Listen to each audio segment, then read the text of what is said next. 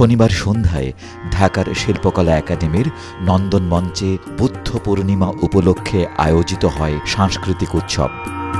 ঢাকাসহ ৬ জেলায় এবার বুদ্ধ পূর্ণিমা উপলক্ষে একযোগে অনুষ্ঠান আয়োজন করে সংস্কৃতি মন্ত্রণালয় ও শিল্পকলা একাডেমি।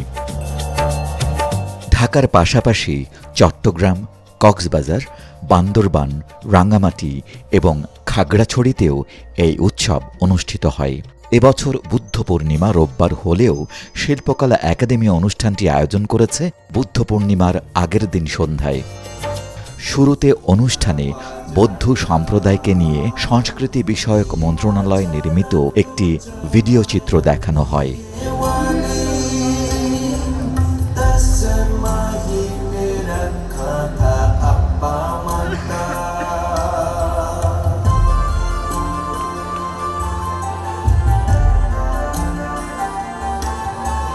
স্বাগত বক্তব্য দেন শিল্পকলা একাডেমির সচিব ও দায়িত্বপ্রাপ্ত মহাপরিচালক মোহাম্মদ ওয়ারেস হোসেন। সম্পূর্ণ অসাম্প্রদায়িক চেতনা লালন করেন। সেই চেতনার ধারাবাহিকতায় আমরা যেমন বিভিন্ন উৎসব পালন করেছি, তেমনি বুদ্ধ পূর্ণিমা উপলক্ষে আমরা সাংস্কৃতিক উৎসবের আয়োজন করেছি। বাংলাদেশে এই প্রথম ঢাকাসহ অন্যান্য 5টি জেলায় একযোগে একসাথে এই উৎসব পালিত হচ্ছে। ঢাকার শিল্পকলা একাডেমির নন্দন মঞ্চের অনুষ্ঠানে উপস্থিত ছিলেন সংস্কৃতি উপদেষ্টা মোস্তফা সারোয়ার ফারুকী, শিক্ষা মন্ত্রণালয়ের উপদেষ্টা অধ্যাপক ডক্টর চৌধুরী রফিকুল আবরার ও বিশ্ব বৌদ্ধ ফেডারেশন বাংলাদেশের প্রেসিডেন্ট ডক্টর সুকোমল বড়ুয়া। প্রত্যেকের যে অন্তর্ভুক্তি, এটা আমরা নিশ্চিত করতে চাচ্ছি। এটা আপনারা আমাদের নববর্ষের উৎসবে দেখেছেন, বাঙালির পাশাপাশি চাকমা, মারমা, গারো, রাখাই অনেক জাতিগোষ্ঠী সেখানে ইনক্লুডেড ছিল। আমরা চাঁদ রাত উপলক্ষে সেটাও ছিল 54 বছরের প্রথম অনুষ্ঠান। এবার বুদ্ধ পূর্ণিমা উপলক্ষে হলো। সামনে আমরা অন্য অন্য ধর্মের যারা আছেন তাদের সবাইকে তারা যেন ইনক্লুডেড ফিল করে, তারা যেন মনে করে এই জায়গাটা সবার এবং রাষ্ট্র আসলে সবার।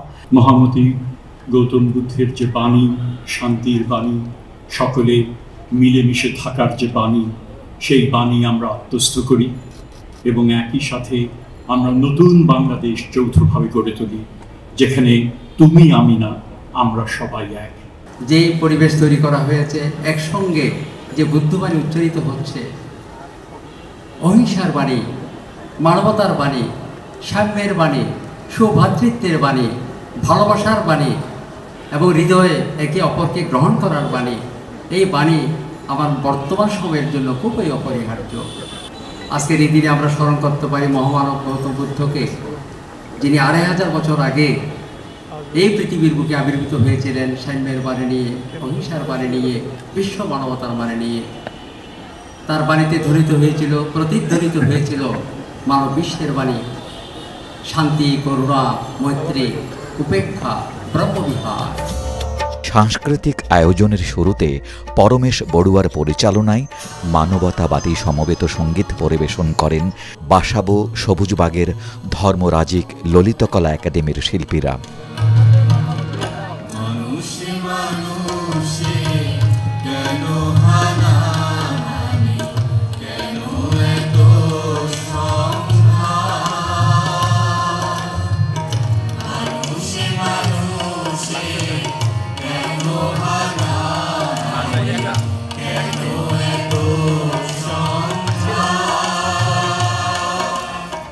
এছাড়া অন্তর দেওয়ানের পরিচালনায় বৌদ্ধ শিল্পীরা সমবেত নৃত্য পরিবেশন করেন।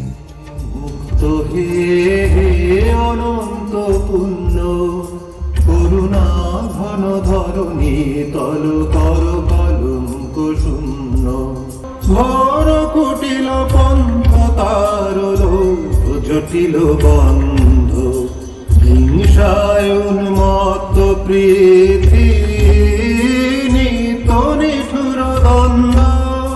পরে সঙ্গীত পরিবেশন করেন শিল্পী সায়ান। সেই মানুষটাকে আমি জীবিত রাখলাম আমাদের মধ্যে, এই দায়িত্বটা আমাদের। যাদের প্রতি অন্যায় হয়েছে তাদের কথা উচ্চারণ করা, তাদের অধিকারের কথা বলা, তাদের জন্য বিচার চাওয়া, এই দায়িত্ব আমাদের। এটা কল্পনা চাকমার গান,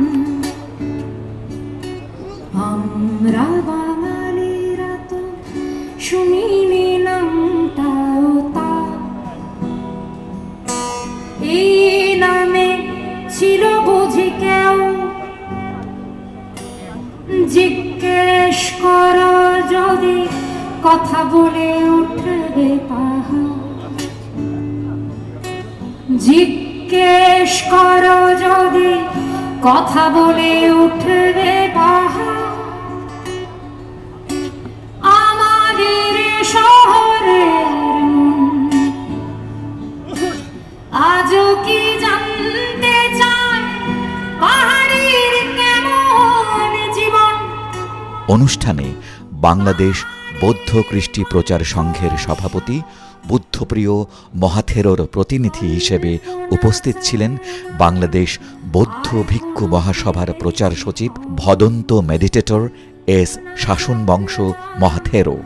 আর কোনো পেলে কি খবর? এবারই প্রথম বৌদ্ধ পূর্ণিমা উপলক্ষে সংস্কৃতি মন্ত্রণালয় এ ধরনের উৎসবের আয়োজন করেছে বলে জানান সংশ্লিষ্টরা।